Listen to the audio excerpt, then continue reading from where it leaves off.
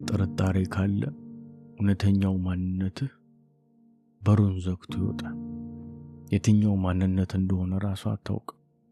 ግማሹ አእምሮህ ሊቀበል ይፈልጋል፣ ሊያምን ሊያደርግ ይፈልጋል። ግማሹ ደግሞ ሰበብ ነው የሚፈልገው፣ ቀዳዳን።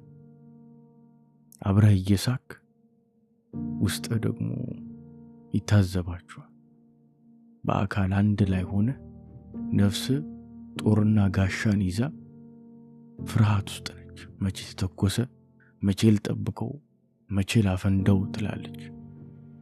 መተማመን የሌለበት ነገር በሙሉ ልክ ጨለማ ውስጥ ዓይንህን ጨፍነ ሌሎችን እንደመፈለግ ነው። እውነተኛ ፍቅር ደግሞ መሰረቱ እምነት ነው። እውነተኛ ግንኙነት ጨለማን መጋፈጥ ነው።